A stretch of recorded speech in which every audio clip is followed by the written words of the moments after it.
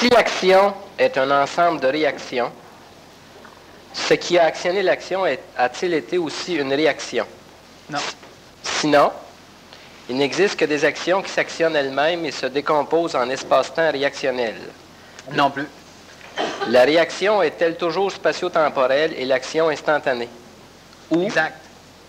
s'il existe des réactions intemporelles? Non. La réaction est-elle une rétroaction ou une proaction? Les deux, en même temps. Voilà. S'il y a eu un accident, s'il y a eu accident ou erreur, c'est donc que l'intention avait l'intention de faire autre chose. Quelle est cette autre chose qui devait avoir lieu? Finalement, c'est l'intention qui compte.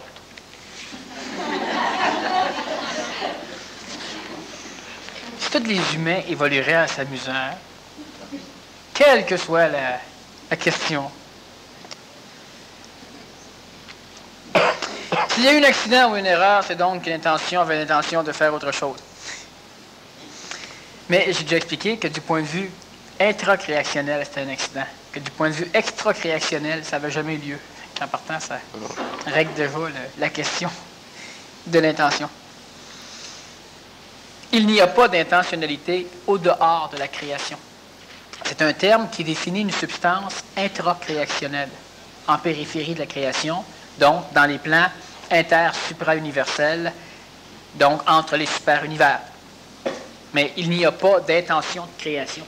Donc, du point de vue intracréationnel, de notre point de vue, c'est un accident. Ce n'est pas une intention, ce n'était pas voulu. Du point de vue extracréationnel, ces mots-là n'ont pas de valeur. Donc, on ne peut pas dire ce n'était une intention. C'est comme si on disait, la création, du point de vue extracréationnel, c'est un cheval. Ou ce n'est pas un cheval. Telle est la question. Est-ce que c'est une intention ou un accident? Du point de vue extracréationnel, ces mots-là n'ont pas de substance. Ça ne définit rien. Donc, du point de vue extracréationnel, c'est pas ça.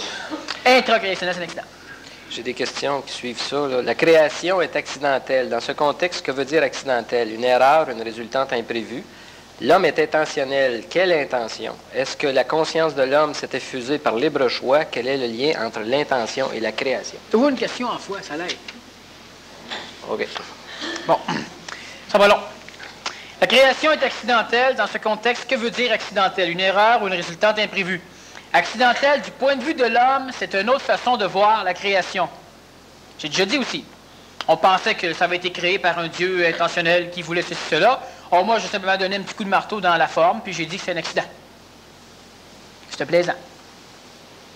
C'est bon. L'homme est intentionnel. Quelle intention? L'homme est intentionnel en fonction du fait que, du point de vue des prémices intentionnalisables dans les parties intra-super-universelles, donc l'énergie intentionnelle, créatrice, de là, il y a eu l'intention de résorber l'univers. De là vient l'homme, du point de vue de la forme évolutive, que l'on connaît. Quelle intention? Résorber. Est-ce que la conscience de l'homme s'est effusée par libre choix? Elle s'est effusée par libre choix? Oui. Quel est le lien entre l'intention et la création? L'intentionnalité de l'homme est un phénomène qui a un objectif, tandis que la création n'a pas d'objectif. La création n'est pas intentionnelle, elle n'a pas de but. L'homme a une fonction, il a un objectif à travers la création. Résorber la création, l'homme est intentionnel. Tu me suis? S'il me comprend, vous comprenez tout ça? D'abord. Oui.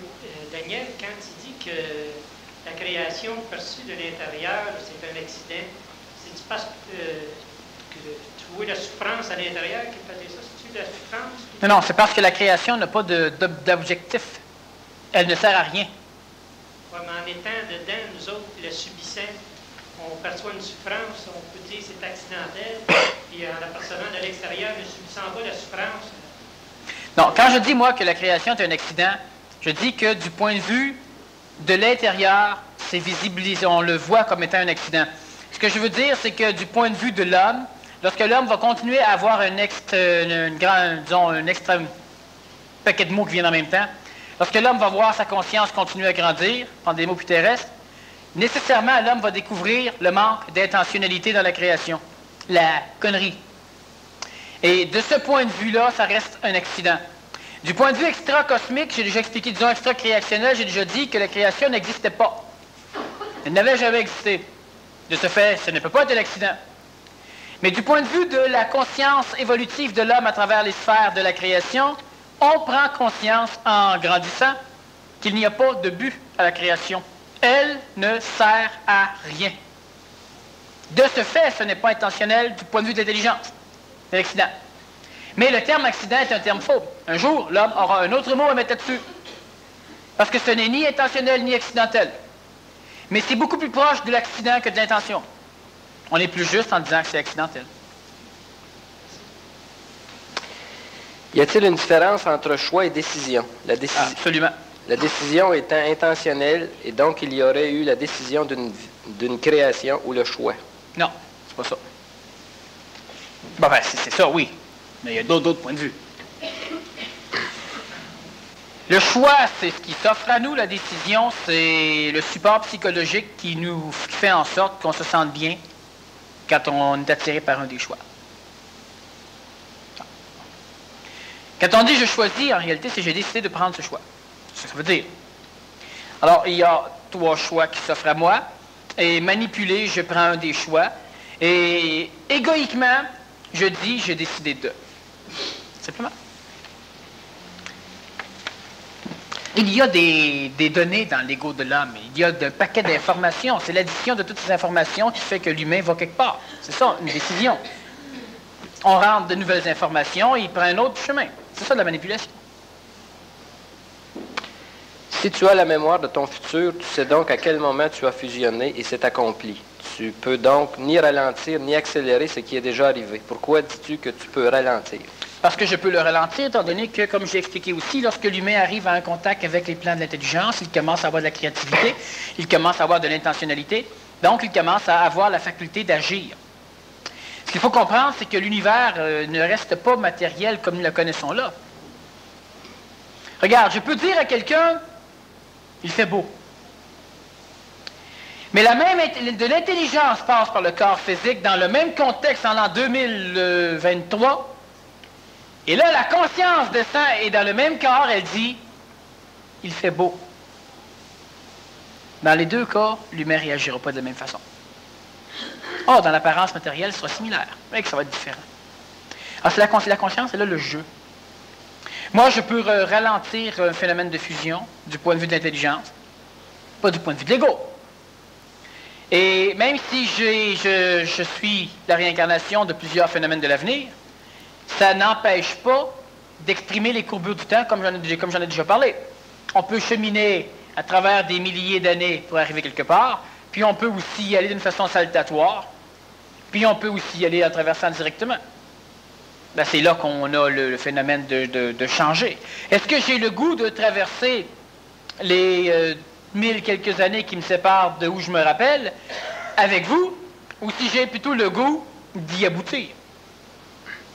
Évidemment, si j'y aboutis, il y aura un corps bizarre qui va cheminer avec tout le monde. Mais moi, je ne serai plus dedans. Il va y avoir les archétypes de Daniel Cam dedans. Bon. Il va s'être assagi, à un moment donné, il va être guéri. Il va continuer. Alors que moi, être rendu simplement là où je veux aller. Alors, je peux cheminer, faire tous les sillons du disque jusqu'au centre, puis je peux sauter. La musique reste dans les sillons, ça, c'est pas un problème. Moi, l'aiguille, je suis plus là. Alors, c'est ça qui a nuance. Ça ne changera rien dans l'apparence, mais dans celui qui vit quelque chose, ça change tout de A à Z. Si l'humain peut se rappeler le futur parce que la création a eu lieu et que le temps se contracte, peut-on refaire ou repenser ces mêmes choix ou décisions que l'on avait pris avant la création? Si oui, est-ce que ces choix... Avant la création, on n'a pris aucun choix, aucune décision. Oui. Si oui... Non. Non. Est-ce que ces choix ou décisions sont les traces laissées par l'esprit dans le temps et qui apparaissent comme les choix les plus intelligents à l'homme qui se rappelle le futur? Non, c'est simplement de la mécanique exposée à sa conscience. Le choix de cheminer en Rolls-Royce ou en Lada. Par rapport à la planète Terre, la vibration supramentale ou le monde supramental s'étend sur combien d'années-lumière? De la frontière Une supramentale... question à la fois. OK. Je répète. Par rapport à la planète Terre, la vibration supramentale ou le monde supramental s'étend sur combien d'années-lumière? Par rapport à la planète Terre, le contexte supramental, du point de vue énergétique seulement, du point de vue de la vibration, ça s'étend à peu près l'espace de notre univers, c'est-à-dire 15 milliards d'années-lumière. Et par la suite, il y a un vide absolu de phénomène supramental qui est le plan bouddhique, et on retouche un autre univers. Et l'autre univers, celui qui est le plus proche de nous, a près de 18 milliards d'années-lumière de diamètre. Alors, il y a aussi de l'énergie supramentale dedans.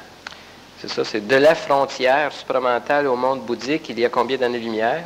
De la frontière supramentale au monde bouddhique, il n'y a aucune année-lumière, parce que la frontière du plan supramental, c'est la frontière du plan bouddhique. C'est comme de dire entre la frontière canadienne et américaine, à partir de la frontière canadienne, les États-Unis sont à combien de milles de là? Nous, on est cave, on laisse des no man's land, c'est des territoires interdits, là. Mais en admettant qu'il n'y a pas de territoire interdit, bien, quand tu arrives à la frontière d'un pays, si tu fais un pas de plus dans l'autre pays, bon, c'est ça, il n'y a pas de lumière. Donc, du monde bouddhique au monde atmique ou intentionnel, il y a combien d'années-lumière? Puis du monde atmique à rien, combien d'années-lumière? Évidemment, quand on parle d'années-lumière, quand on veut voir ce qui se passe entre deux univers dans le plan bouddhique, en années-lumière, on est comme en kilomètres à l'heure dans la galaxie.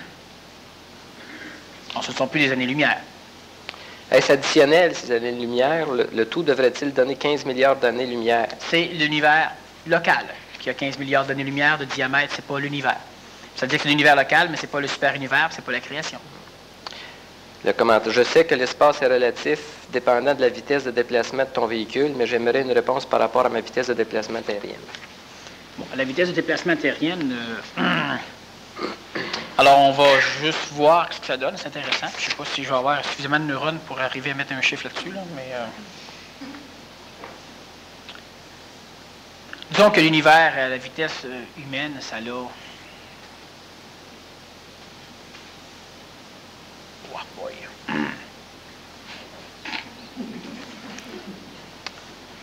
Prend 15 milliards d'années à 300 000 km à la seconde, fait qu'à 50 km à l'heure, ça prend combien de milliards d'années? Ça pourrait comprendre combien d'univers comme la nôtre dans globalement? Bon, ça ne sert à rien de répondre à ça parce qu'on n'a même pas une idée. Enfin, l'humain, le cerveau humain n'a même pas de ce que c'est que l'univers. Je peux dire n'importe quoi, ça serait bon. Et pour utiliser, ça comprend l'équivalent de 100 univers. Oui, d'accord, c'est l'équivalent de 100 petits univers. OK. Une des deux antennes supramentales actuelles est en affinité avec le Soleil central de la galaxie, n'est-ce pas? Les deux le sont. L'autre antenne est en affinité avec quoi? Les deux le sont. Sauf qu'il y a un faisceau qui passe par une étoile qui est un peu plus loin, et il y a un faisceau qui passe par une étoile qui est notre Soleil. Les deux sont en affinité avec le Soleil central de notre univers. De notre galaxie, évidemment, de notre univers. Allô, allô? Bonjour, la police. Je reviens avec l'ego. Un humain qui se suicide, c'est son ego qui est manipulé par l'astral à le faire. Deux choses. Celui qui se suicide, s'il est suffisamment évolué, c'est l'anti-homme qui, voyant sa fin proche, décide de tuer le corps physique pour intégrer le monde de la mort. Deuxièmement, si c'est un suicide manipulé par l'astral, c'est qu'il y a taux de réincarnation de tendance suicidaire dans le corps de l'homme ou de la femme ou de l'enfant, parce que la génétique est une génétique à tendance suicidaire. Donc, c'est deux phénomènes. Mais dans le premier cas, c'est quand même l'astral. L'anti-homme, absolument. La différence entre l'anti-homme et l'astral, c'est la même chose, mais dans un des cas, il y a réincarnation qui amène à une conséquence suicidaire. Dans l'autre cas, il y a la fuite de l'ego du corps de l'homme. Les deux, c'est l'astral, mais disons que le mécanisme est légèrement différent. C'est comme si tu avales une balle de fusil, puis elle éclate à l'intérieur de toi, ou tu te fais tuer par une balle de fusil tirée par quelqu'un. Dans les deux cas, c'est une balle de fusil qui te tue, oui. Mais la mécanique est différente. Quand c'est l'ego qui veut sortir, il tue le corps physique. Ça reste de l'astral, mais c'est pas pareil du point de vue, disons, si on voudrait intervenir chez un suicidaire, c'est deux démarches totalement différentes, même si ça reste astral. Tu as raison quand tu dis que c'est l'astral. Je te donnais deux exemples majeurs, c'est deux mécaniques différentes. Mais dans le cas où c'est l'ego qui fuit, c'est l'anti-homme. OK. Qui fuit, puis qui, lui, est jaloux. Dans le genre, si moi je ne l'ai pas, personne ne va l'avoir. Fait qu'il tue le corps physique, puis il gagne le monde de la mort. Est-ce qu'un humain peut être suicidé par son mental? Non. Jamais. Jamais. Jamais. Par contre, ça dépend.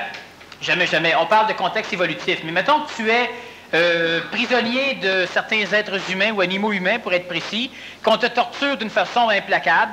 À un moment donné, ton mental peut décider de dire, bon, ben là, l'expérience égoïque ou astrale est totalement finie, là. Il n'y a plus d'intelligence, puis le mental tue le corps physique. Ça peut dans ces cas-là. Ou encore dans des maladies hautement avancées, où l'euthanasie humaine n'est pas encore à la mode. Alors là, il peut y avoir une cessation de vie de la part du mental qui va plus du tout la logistique, même sans souffrance, de continuer à maintenir le corps en vie. Ce sont des exceptions extrémistes, ça se peut. Mais du point de vue évolutif, jamais le mental va tuer le corps physique. Mais dans le cas, par exemple, où quelqu'un est maltraité, là, comme dans le premier exemple que tu as donné, c'est quand même l'ego qui est écœuré d'être maltraité qui va... Pas nécessairement. Dans certains phénomènes de torture, l'ego est totalement magané, qu'il est totalement détruit. Si on détruit suffisamment ton corps physique par la torture, disons les électrochocs, ces choses-là, que l'âme n'a plus la faculté de s'exprimer dans le corps physique, tu n'as plus de sensations, l'âme ne souffre plus. Mais toi, mentalement, tu peux voir que tu vas passer le reste de ta vie dans le camp de concentration, tu peux, ou encore dans ton lit d'hôpital. Tu peux considérer des choses mathématiquement, logiquement, puis décider que là, ben, on va libérer tout ce qui est dedans, il y a plus de... le mental considère qu'il n'y a plus d'utilité. Ça se fait seulement dans des individus qui sont relativement évolués, ça va de soi. Alors, le parallèle, ce que je veux en venir, c'est avec de ce que tu as parlé dans la première partie de la conférence, voyant le fait que c'est l'ego qui pousse à l'évolution. Quand tu commences à être moyennement évolué, c'est l'ego qui te pousse le reste parce que tu es écœuré du reste. Exact. Puis la seule porte de sortie, ben ça peut être, entre autres, le double éthérique. Mais ça, c'est l'ego, c'est le point de vue de l'ego. Oui, mais n'empêche pas que ça marche. Ça fonctionne quand même. Tu veux dire, qu'est-ce qui marche? Le double éthérique est quand même réel. Oui, oui, il est réel. Mais quand, à partir de ce que tu as dit à la première conférence, il est réel, mais d'une autre, il est vu autrement. Alors, ce que le mental peut pousser au suicide, ou c'est l'ego qui pousse au suicide dans ce cas-là? Bon, ça reste l'ego qui va vouloir se suicider quand on parle du suicide corporel. Oui, oui. Mais le mental peut pousser l'ego à un suicide énergétique, un suicide astral. Le corps physique reste en vie, le mental reste là, puis l'ego décide de ne plus vouloir vivre. Ça donne des tendances MTS. C'est un suicide égoïque, mais le corps physique reste en vie. Dans le genre, bon, ben, je ne veux plus rien voir, je suis tanné, je ne veux plus rien savoir. Le canal réincarnationnel s'étrangle lentement, l'ego n'a plus de substance pour vivre. La personne reste assise sur son derrière, puis elle attend la fin de l'inutile. Alors qu'il y a un mental dedans, mais le mental finalement a poussé l'ego au suicide sans que le corps physique soit altéré. Mais par la mortalité même, non. Sauf si l'ego veut carrément fuir, ça c'est l'anti-homme qui veut fuir. Mais le moindrement que l'humain devient suffisamment intelligent, il n'y a aucun être humain qui a atteint un petit peu d'intelligence qui s'est suicidé, c'est pas arrivé encore.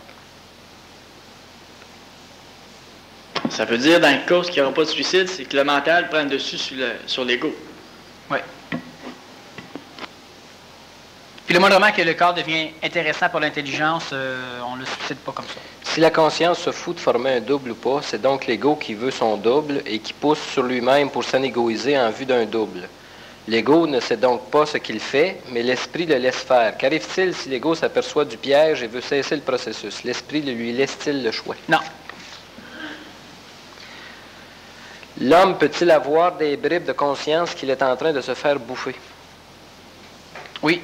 Est-ce que le fait, parce qu'il y a une question similaire, est-ce que se faire bouffer son double éthérique par un autre individu peut-il être perceptible par celui qui se fait bouffer? Si oui, de quelle façon? Oui, en ce sens qu'il se rend compte qu'il est en affinité attractive avec quelqu'un, qu'il l'aime, que ça va bien, il est heureux. Bref, c'est le bonheur total, c'est le mariage, c'est parfait. Mais quand l'individu a l'impression de se le faire bouffer, puis ça lui fait peur, ça le rend malheureux, c'est une illusion astrale, il ne se le fait pas bouffer partout. Si Marc n'est pas du même faisceau que toi, il ne peut donc pas t'aider à former la tête de ton double. C'est peut-être parce qu'il n'est pas assez brillant. Je travaille sur le pied, en fait. Non, quelle que soit l'amplitude du faisceau, il n'y a aucun problème. L'important, c'est que Marc, s'il veut m'aider à former ma tête, doit être légèrement... ne doit pas être aussi puissant que moi. Tout. Pourquoi? Ou il doit être suffisamment diplomate. Ouais, ou il doit être suffisamment diplomate, ajusté, pour ne pas exprimer autant de puissance que moi. Si Si je veux former ta tête, il faudra que je te laisse aller. Donc, il ne faudra pas que je sois aussi puissant que toi, sinon je te colore. Alors, c'est la même chose. Si Marc veut m'aider à former ma tête, quel que soit son faisceau, tout ce qu'il a à faire, c'est de paramétrer pour m'obliger à dire ce que je ne veux pas dire. Mais nécessairement, il forme ma tête. Alors qu'il soit aussi puissant ou plus puissant, s'il veut former ma tête, il doit nécessairement s'ajuster. À être moins puissant ou faire le moins puissant. Il n'y a aucun problème. Donc, on peut facilement, entre humains, s'aider à se bâtir, quel que soit le niveau de puissance, à la condition qu'il y ait un niveau d'ajustement convenable. Tu disais tout à l'heure qu'il y avait une antenne qui passait, qui avait un contact énergétique via le soleil local, une autre antenne via un autre soleil dans la galaxie.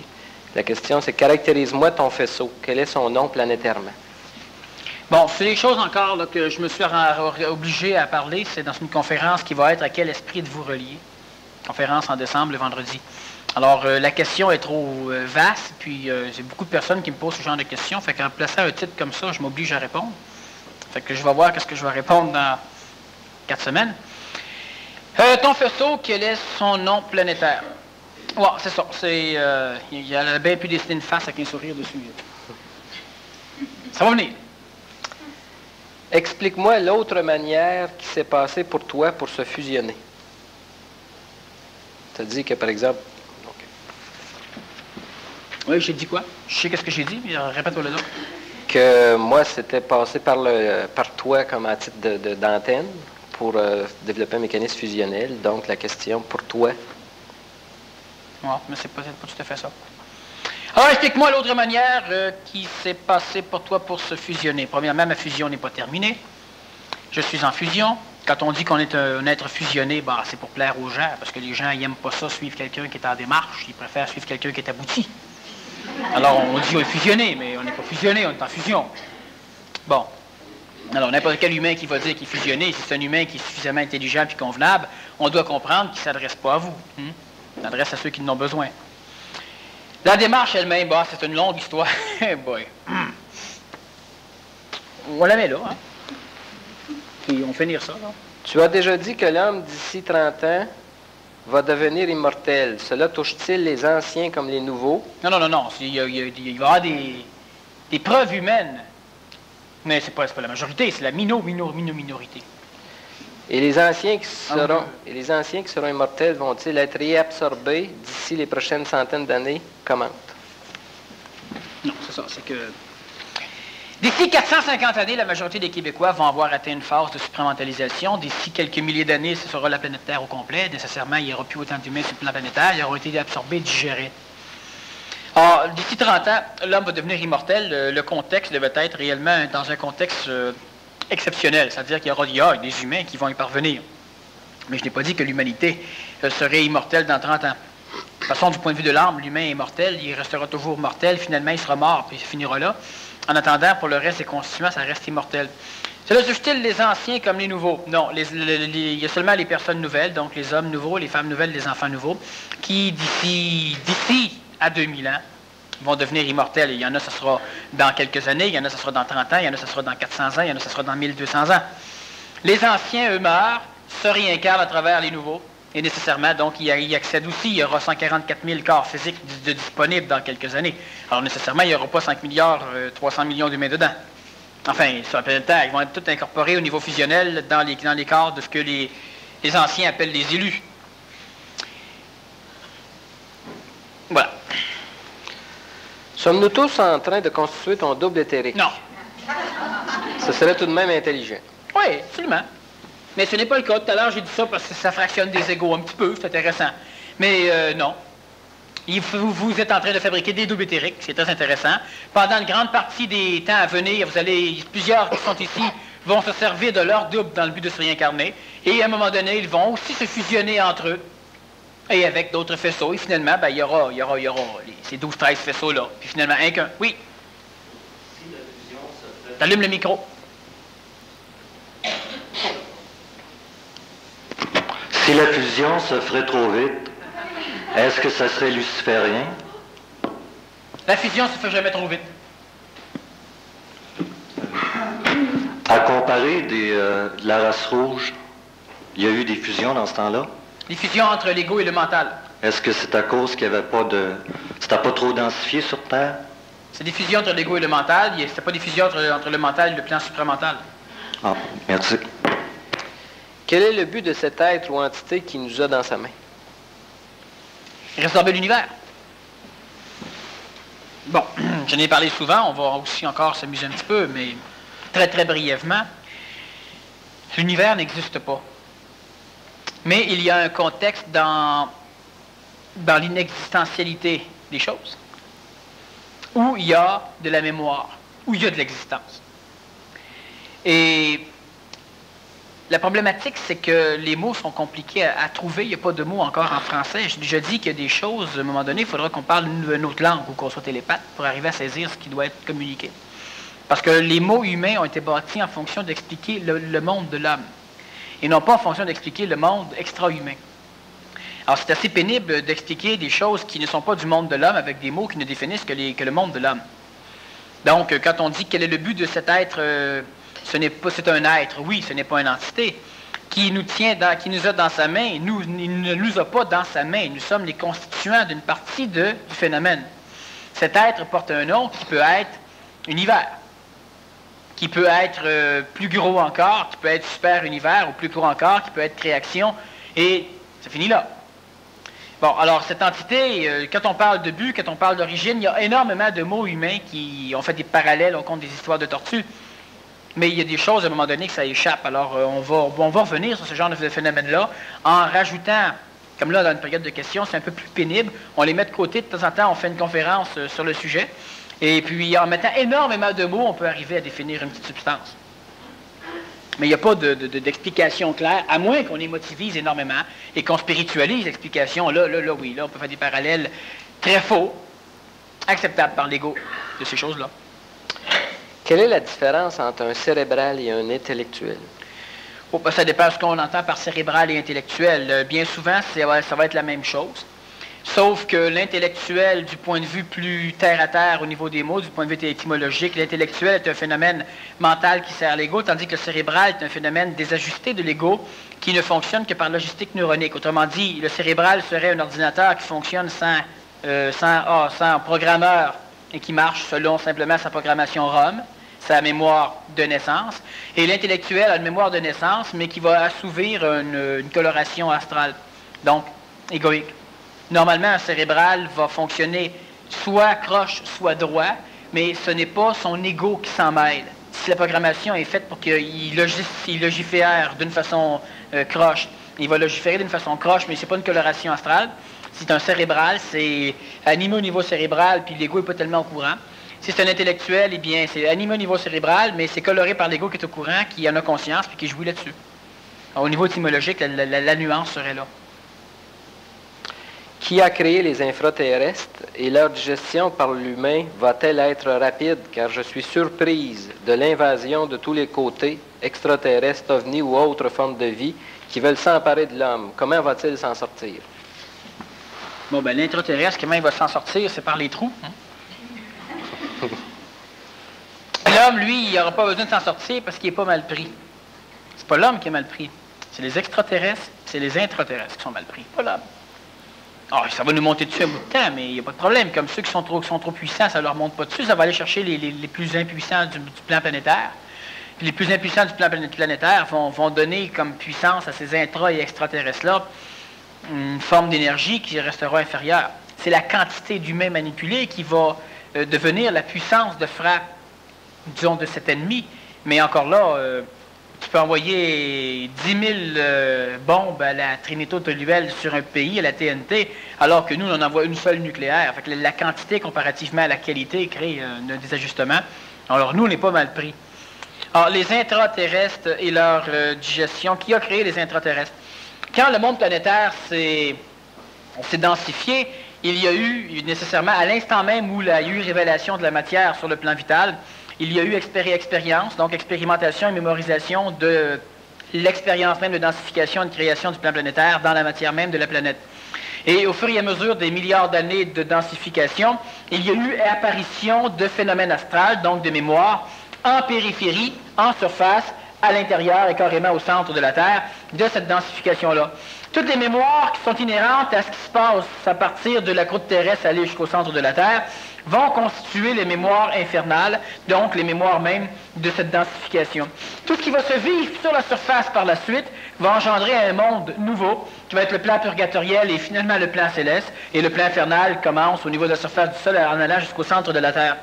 Les intraterrestres sont des entités qui n'ont pas de corps physique comme le nôtre, qui se servent, certains sont arrivés à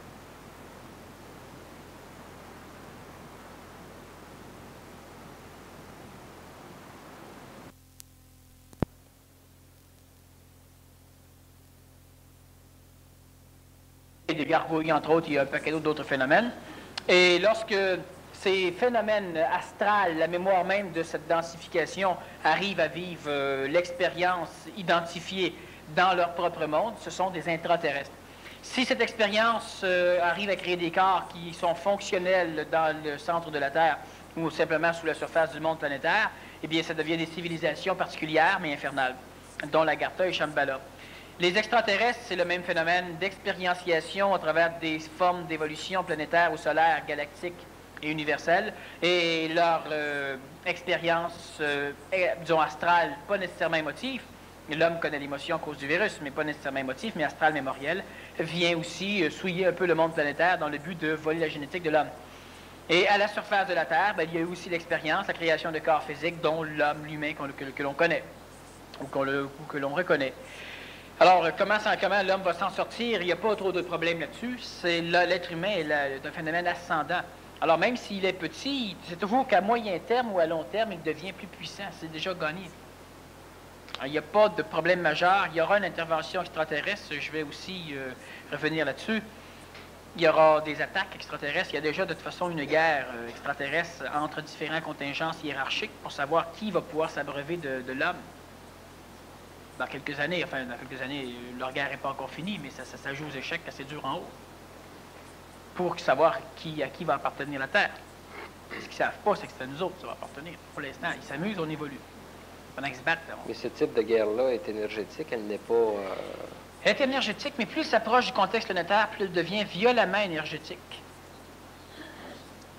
Est-ce que quelles vont être les séquelles ou les prémices de perception? Violemment énergétique, ça veut dire que le plus bas que ça peut... Non, pas le plus bas, une chance. Mais dans les bas-fonds de l'expression énergétique, c'est nucléaire. Alors, quand on parle de laser, ça en fait partie aussi. Quand l'être humain invente de quoi, c'est toujours tiré de substance astrale. L'humain ne peut pas créer. Alors, si on invente n'importe quel truc imaginé par l'homme existe quelque part. Alors, à un moment donné, tu mélanges différentes choses, mais toutes ces parties-là existent. Alors, c'est assez puissant comme phénomène. L'être humain a comme arme la plus puissante, c'est une faible arme contre ces guerres-là, c'est sa bombe nucléaire. Et c'est pourquoi il la développe tant. Oh, il ne sait pas encore pourquoi. Il ne la développera pas pour le lancer à un moment donné dans l'espace pour faire virer de bord quelque chose qui fond sur lui. Et il ne comprendra pas ça. Alors, il continue à saillir. Comme ça lui permet de développer ça. Est-ce que pour un faisceau énergétique donné, il y a une hiérarchie de conscience qui existe? Oui. Et suivant la différenciation des faisceaux, est-ce qu'il y a des saveurs différentes de hiérarchie de conscience qui existent? Aussi, oui. Et qu'est-ce qui régence actuellement? Donc, il y a un faisceau majeur par rapport à des faisceaux secondaires. On parlait de soleil central à un moment donné, oui. Alors les faisceaux partent de là. Et il y a des hiérarchies qui gèrent tous les faisceaux. Il y a des hiérarchies, disons, satellites, qui sont inférieures, qui gèrent la rediffusion de différents faisceaux. Il y a des hiérarchies qui sont coordinatrices, c'est-à-dire qui travaillent en collaboration d'un faisceau à l'autre, là où les différents faisceaux pénètrent le même monde, comme le monde planétaire. De façon à ce qu'il y ait une forme de coordination, de collaboration entre l'expression des différents faisceaux à travers des molécules biologiques différentes, donc des humains différents. Donc, il y a des coordonnateurs des religions qui sont dans les hiérarchies cosmiques, qui coordonnent ce que les dieux peuvent se permettre sur le dos de l'humain, de façon à ce que chaque faisceau ait sa place sur le plan planétaire.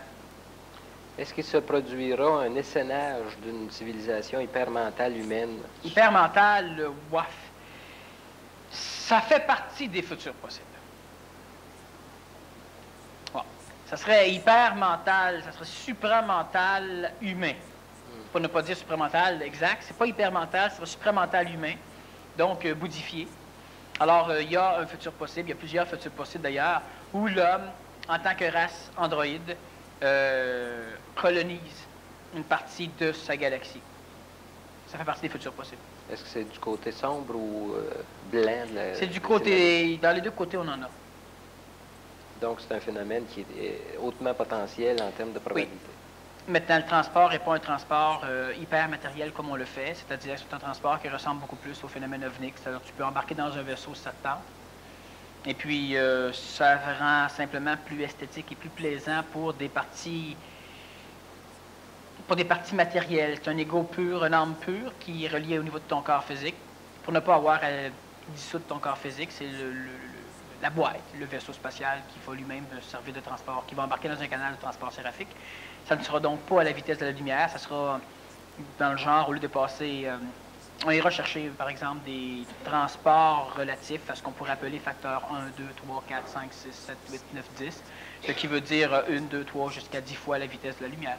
Est-ce que les soleils représentent des stations d'énergie que tu ne vas pas te déplacer d'un soleil à l'autre énergétiquement? Non, l'humain n'aura pas besoin de passer par le soleil.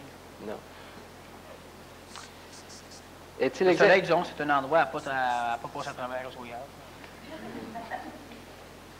Est-il exact de dire que nous ne sommes que la manifestation périphérique de l'homme, que l'homme est la création? Un peu là.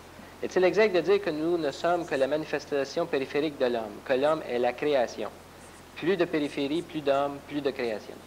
C'est plus ou moins exact, effectivement. C'est intéressant. C'est évident que l'homme est un homme psychologique. J'ai déjà parlé aussi de l'homme global. L'homme global, c'est la création. Donc, finalement, ça se rapproche assez. C'est bien. Quand quelqu'un meurt, combien de temps reste-t-il au-dessus de son corps?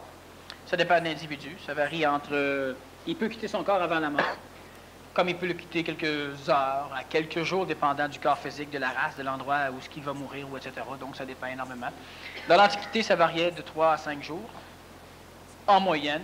Aujourd'hui, ça varie dans les contextes évolués de quelques secondes avant la mort, aller à quelques minutes, quelques heures au maximum après le décès. Et dans les pays, disons, du 2/3 monde, ça varie encore de quelques heures, aller à quelques jours. De quel faisceau appartient la couleur mauve pâle? Faisceau numéro 10. C'est une coloration, donc, c'est une bifurcation prismique qui s'est passée par un prisme, cette couleur. Et on va revenir aussi... Pourquoi les fusions en 14 faisceaux? Ces faisceaux ont-ils une forme que je peux visualiser? Non. C'est un phénomène de conscience. On peut le dessiner, on peut s'amuser, oui. Mais on ne peut pas dire... Je me suis levé ce matin, là, puis j'ai vu un des faisceaux. Ça serait une personnification dangereuse. Ramasse-t-on les déchets astraux des gens faisant partie des autres faisceaux que le sien? Oui. À cause de l'âme collective. Quelle est la fonction des... En passant, un déchet astro, c'est toujours bâti avec de l'énergie. Quand c'est bien digéré, nécessairement, ça devient extrêmement créatif et constructif pour nous.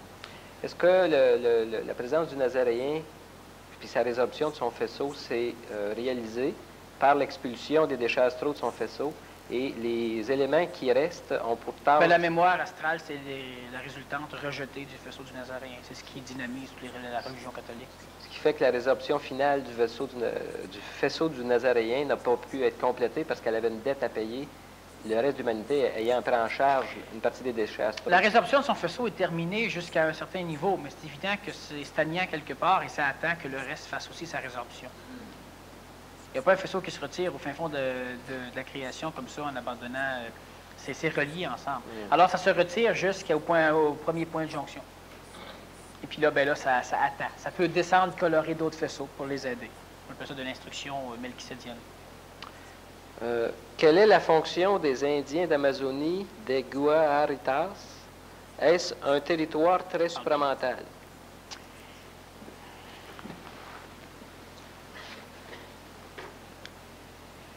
C'est un territoire qui est supramentalisé, mais il y a une grande partie du plateau amazonien, du Mato Grosso et de d'autres parties qui sont beaucoup moins supramentalisées parce que, hélas, il y a des individus suspects qui ont été dans ces places-là pour aller drainer l'énergie supramentale qui existait là et pour la ramener au Québec.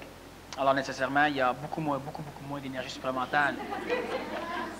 Alors, il y a 2 antennes supramentales au Québec, et puis les 2 ont été plantées leur nez à un moment donné sur le Mato Grosso et en Amazonie, ce qui fait que c'est pas mal drainé. Maintenant, l'énergie amazonienne supramentale se retrouve au Québec. Il reste encore quelques places sur le plan planétaire. Ceux qui veulent voyager un peu, il y a le désert de Gobi, évidemment, en Mongolie du Nord. Mais qu'est-ce qui se produit pour quelqu'un qui a la génétique, qui va dans ces lieux-là, qui Présentement, il ne vit plus grand-chose, là. Non, mais Amazonie. allons dans le désert de Gobi, par exemple. Qu'est-ce qui peut se produire dans la psychologie, dans la génétique de l'humain, quand il va là? Pour dire, on décolle de l'énergie supramentale. Bien, il faut que l'humain soit déjà prêt, évidemment, à pouvoir absorber cette énergie-là. Est-ce qu'on peut dire de façon... On peut dire n'importe quoi. Oui, mais ça peut signifier des initiations... Oui, solaire. Solaires. Quand on Tout le dit... temps. Quand l'humain est prêt, oui. Par différence, c'est une initiation solaire puis lunaire. Je vais aller prochainement quelque part, tu veux pas? Je suis prêt. Tu te ramasses 2 000 à 3 000 piastres d'ici un an. OK. Est-ce que tu décides l'endroit maintenant ou si tu attends? Je ne sais pas trop, là. Il y a déjà d'autres personnes qui sont au courant, mais je te mets au courant en même temps. Excusez-nous. Avant d'oublier, j'en profitais. Ouais. Le faisceau du comte de Saint-Germain est-il divisé actuellement en plusieurs humains ou centré dans 7 hommes? Il est centré à 98 dans un personnage et les 2 autres pourcents sont divisés à travers quelques milliers d'humains. S'il est divisé, ces humains sont-ils tous également évolués ou y en a-t-il qui sont bas, c'est-à-dire qui ramassent Ils sont tous également manipulés. Ils ramassent les déchets astraux des gens de ce même faisceau? Ils sont également manipulés. Reb Klizavod fait-il partie de ce faisceau? Quelle est sa fonction? S'est-il suicidé? On ne parle jamais de ceux qui font partie du faisceau lazaréen, ce qui fait que si lui n'en fait pas partie, c'est problématique de dire qu'il n'en fait pas partie, parce que déjà là, on paramètre le faisceau de Lazare, donc le faisceau lazaréen. Alors, tant que Lazare est encore dans le coin ici, on n'en parle pas trop. Est-ce que Lazare est venu visiter Montréal il n'y a pas longtemps? Oui. Oui. Puis, est-ce qu'il aimait la ville? Il s'est perdu au coin de Sainte-Catherine puis Saint-Laurent. Ah bon? Il est rentré d'une maison, il faut s'informer. Est-ce que l'hémisphère gauche ou droit qui est le plus relié à l'âme? C'est ce qu'on va savoir au prochain PMC+, ça dépend des individus. Et il y a des techniques qui nous permettent de le savoir. Normalement, dans la majorité des êtres humains anciens, c'est le cerveau gauche qui est relié à l'âme. Sauf qu'un humain nouveau peut avoir aussi le cerveau gauche relié à l'âme, évidemment, mais il y a énormément de changements qui se fait. Alors, quand on veut commencer à faire un certain travail, c'est bon de le savoir. Et on ne peut pas le déterminer, tiens, comme ça, on décide que c'est le gauche.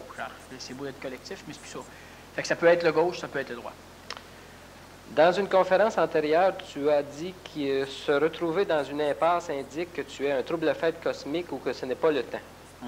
Je n'ai pas de mission grandiose, je veux juste vivre vivante ces années planétaires et exploiter le maximum de mes possibilités.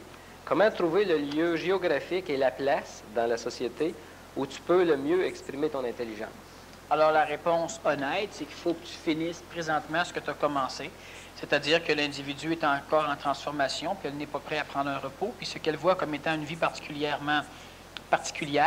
est une vision inajustée de ce qui lui arrive. Alors, ce n'est pas encore le temps qu'elle pose sa question. Quelle est l'utilité d'avoir conservé la tête embaumée de Jean le Baptiste dans le trésor des Templiers?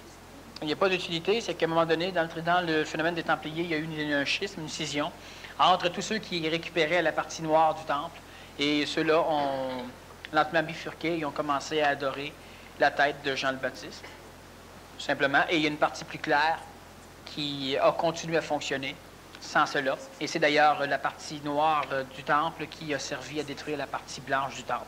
Alors, dans le trésor des Templiers, la tête ne se trouve pas dans toutes les places, évidemment, ça se trouve quelque part, et puis c'est une relique, c'est plus, je pense pas trop. Pour certains, c'est un trésor, là. Il y en a qui l'embrasseraient bien en le verrant, en le voyant. Mais moi, je dirais OK.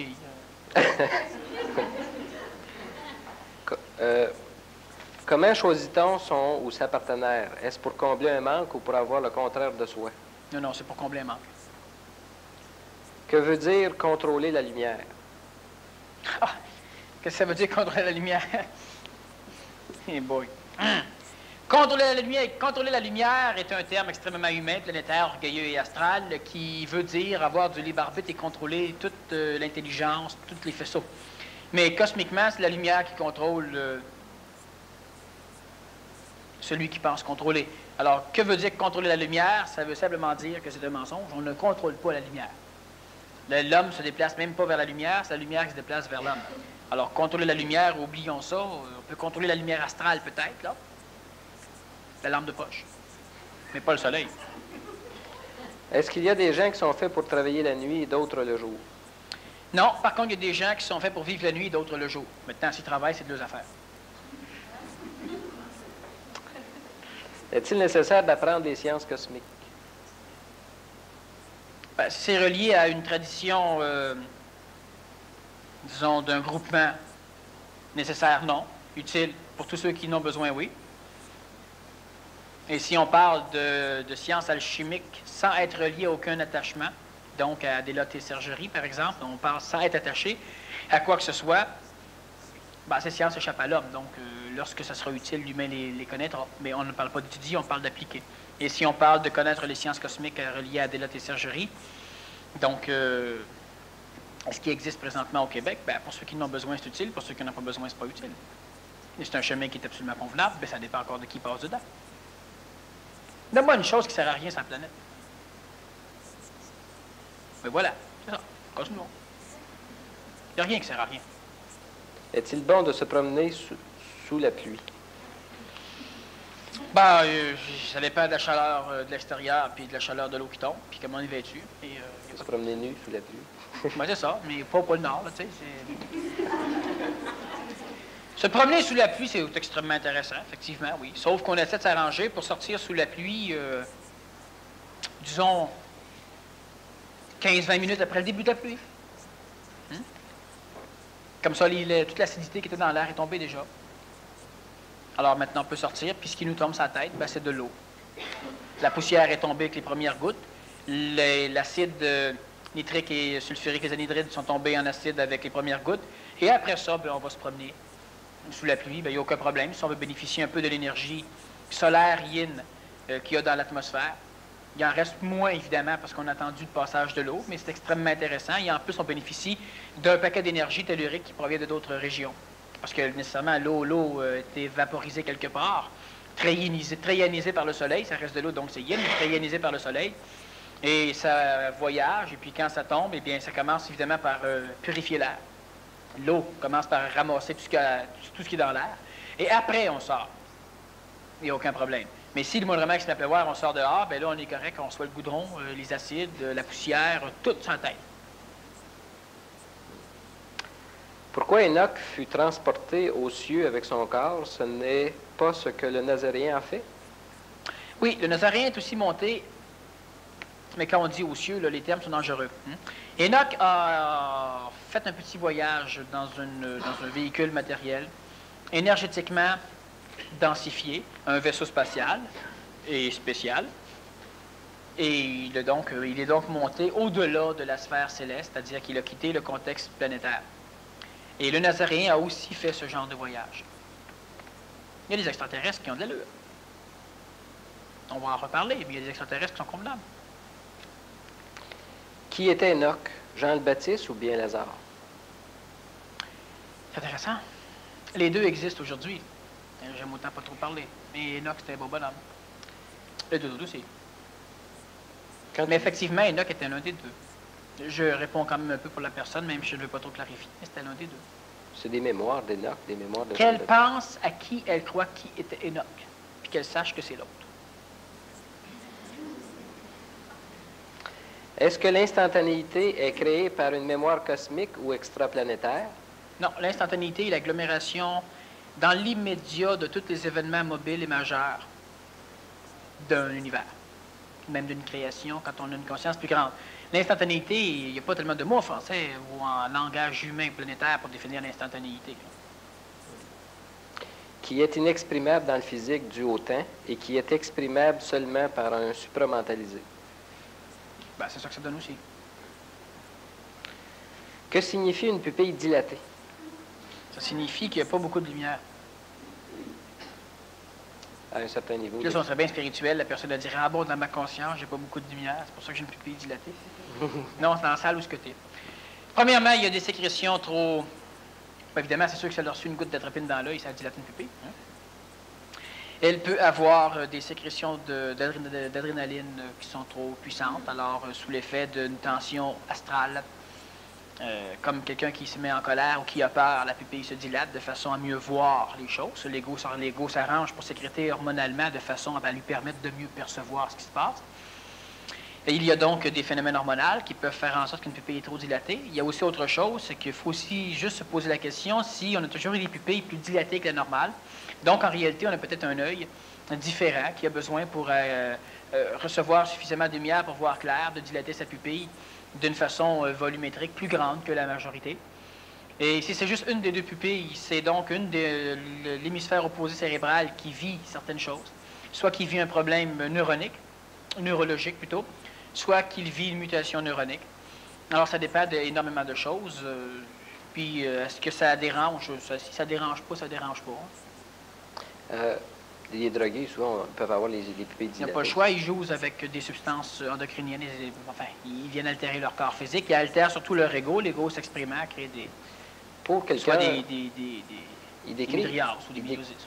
Ils décrivent des cocaïnomanes comme des personnes qui peuvent vivre des états de conscience vraiment supérieurs par rapport à leurs états ordinaires. Oui, mais c'est les états de conscience illusoires. Hein? Oui, mais ils sont illusoires de quelle façon? Ils accèdent à quel niveau d'énergie? De la mémoire supramentale, certains voient de la mémoire mentale, certains autres. Mais qu'est-ce qu'ils font surtout, c'est qu'ils accélèrent énormément la conduction, la dépolarisation neuronique, ce qui leur donne un schéma de conscience qui englobe plus que l'homme ordinaire. Vu que le corps physique n'est pas prêt à cela, il y a une dégradation du système neuronique, donc à la longue, il se détruit le corps physique. Puis évidemment, tu es totalement esclave du phénomène et ça ne vaut vraiment pas la peine de faire la tentative juste pour prouver son ego que ça marche. Parce qu'après ça, on est fait. On en a besoin. Mais pourquoi l'ego a goûté à un état de vibration supérieure et il désire revivre cette expérience-là? L'ego est totalement impatient. Si tu es impatient à un point tel que tu dis, ben moi, juste prendre un peu de drogue, juste pour voir au moins une fois, quand tu vas avoir vu, si tu étais assez impatient pour le faire une fois, tu vas être tellement impatient que tu vas le refaire tout le temps. Tu n'es pas pour te dire, maintenant que je l'ai vu, maintenant, m'attendre mon 20 ans que je devais attendre à Christy. Après y avoir goûté. Non. Là, tu fumes, ou tu te piques, tu bois, tu fais n'importe quoi, mais tu retournes. Mais le processus, là, en équivalence douce du discours que tu tiens, c'est pas une forme de drogue qui est donnée à l'ego? Non. Parce que l'ego expérimentant... C'est une forme de programmation, c'est pas une forme de drogue. Mais l'ego expérimentant des subtilités supérieures à l'intérieur de lui... Ça fait partie de sa transformation, c'est pas pareil. Mais l'autre aussi. L'autre, le gars qui prend de la cocaïne, son ego expérimente des états supérieurs. Oui, mais ça ne transforme pas ni son corps ni son ego. Oui, mais c'est... OK, ça, je suis d'accord. Il y a de bonnes nuances entre l'un et l'autre. Dans un des cas, c'est question de mutation, de cellularisation. Dans l'autre cas, c'est question simplement d'altération temporaire. Mais je ne parle pas au niveau des résultats et des conséquences, je suis d'accord avec ça. C'est au niveau de l'attitude. C'est que l'ego, dans les deux cas, est dépendant. Ah, ben ça, l'ego, dans tous les cas, il est dépendant. Pas juste dans ces deux cas-là. Dans tous les cas, il est dépendant. Puis la différence, là... On peut ne pas dire pendant. Il est pendu à tout ce qui peut le rassurer. Mais le crack est encore quelque chose de plus puissant. Est-ce que ça accède à des niveaux énergétiques plus puissants? C'est pas plus puissant, c'est plus faible, sauf qu'il y a beaucoup de corps physiques qui vont vibratoirement réagir plus au crack. Comme les cracks boursiers. Mais ça crée un état de dépendance instantanée. C'est ça que je comprends pas. Pourquoi est-ce que les gens deviennent dingues à prendre du crack? La cocaïne, c'est un petit peu moins pire. Puis l'héroïne, ben tu sais, ça prend une certaine fréquentation d'usage là, pour devenir dépendant. Le crack, c'est instantané. Est-ce qu'il y a des mémoires à l'intérieur de l'ego qui, une fois qu'ils ont goûté à ça, c'est just too bad? C'est quoi? Le crack, comme la majorité des drogues nouvelles, sont des drogues ajustées à la conscience biologique de l'homme. Vois-tu, là, près de 3800 ans, lorsqu'une personne prenait de l'héroïne, c'était instantané son affinité avec. Elle était faite. Maintenant que le corps physique de l'homme, par sécrétion, par conscience génétique, transmission génétique, se solidifie, maintenant il prend de la cocaïne, de l'héroïne, de l'opium, et puis il n'est pas nécessairement immédiatement pris. Il en faudra plus de doses, son corps est plus solide. Le crack étant une drogue technologiquement nouvelle, elle est ajustée en vibration pour donner un résultat similaire à ce que les drogues maintenant rendues faibles, toujours aussi fortes, donnaient dans le passé. Alors on a essayé la mescaline, on a essayé différentes d'autres drogues, la science... des récupérateurs travaillent énormément pour créer des drogues qui vont ramasser comme il faut. Est-ce que, finalitairement et occultement, l'intention de la diffusion de la drogue... Je t'arrête juste 2 secondes, on va juste finir les questions Oui. pour revenir. Bon, c'est la dernière question, c'est est-ce que le libre-échange est bon pour le Québec? maintenant que je veux me partir à une compagnie qui vend des hot dogs, oui. Le libre-échange, est-ce que c'est bon pour le Québec?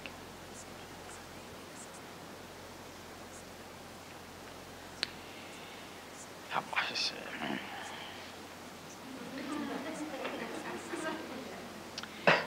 c'est évident que c'est pas mauvais.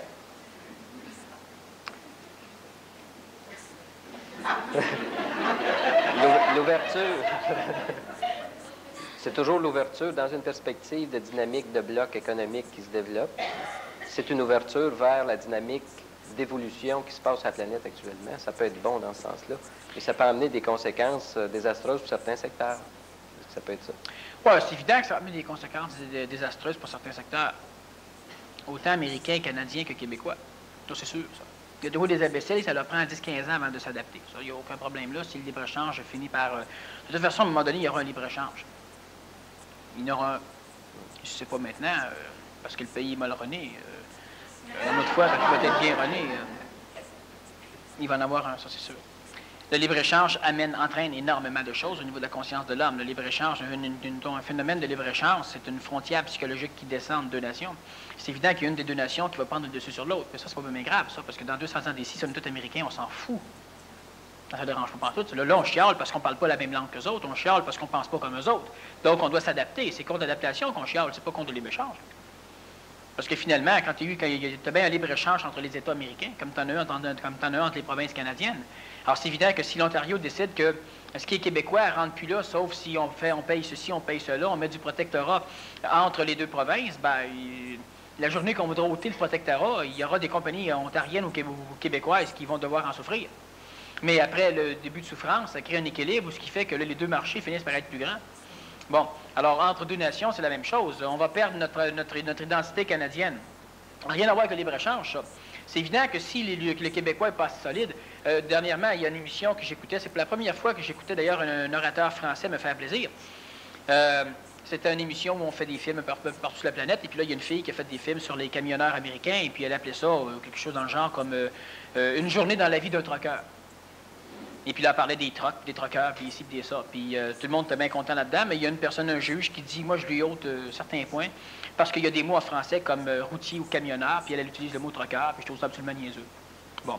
Effectivement, si le peuple est suffisamment imbécile, c'est pas le libre-échange qui protège, l'anti-libre-échange qui protège la conscience, disons, identifiée d'un peuple. Le peuple n'est pas assez solide pour résister s'il y a un libre-échange. Matériel, le peuple fond complètement en employant les mots anglais. Et puis lentement, le peuple devient totalement barbare, c'est-à-dire qu'il n'y a plus de langue à lui, ni anglaise, ni française, ni jouale, ni quoi que ce soit. Ben ça, c'est pas le libre-échange qui aurait changé grand-chose. L'humain était déjà pourri. S'il y a un libre-échange matériel, il y aura évidemment une tendance à la baisse du point de vue des consciences linguistiques. Et lentement, ceux qui dorment vont se réveiller à travers cela. C'est un coup de pied au cul, c'est comme Saint-Basile. Et puis, à un moment donné, te réveillant, tu renforces ta structure ou tu la perds. Mais d'une manière ou d'une autre, ça devient une décision humanitaire, une décision planétaire, où on cesse d'être toujours dans l'alternative, devant l'alternative de se demander si on reste indépendant, si on devient collectif, si on est ceci ou on est cela. Et le libre-échange, s'il va trop à l'encontre du Québec, ça va forcer le Québec à se séparer du Canada, ce qui n'est pas mauvais non plus. Et le libre-échange, si le Québécois l'entreprend convenablement, ça va permettre une chose qui a déjà été prévue, qui est déjà arrivée aussi, c'est que le Québec va pouvoir exporter sa tête, sa conscience, et facilement, aux États-Unis. On va pouvoir éditer, on va pouvoir vendre, on va pouvoir traverser, on va pouvoir s'amuser en masse. Alors, même si on perd, c'est sûr que dans certains secteurs de l'industrie, il y aura des pertes. Dans d'autres secteurs, il y aura du pain à gagner. Mais du point de vue de la conscience, c'est très, très, très, très bon pour les Américains. C'est un libre-échange. Alors, voilà, on fait une pause et on revient vendredi prochain. Donc, les personnes qui n'ont pas encore de transport de BMC+, et les personnes qui ont encore de la place, et pour les personnes qui ont supposément un cours mercredi, viennent se venir la semaine prochaine.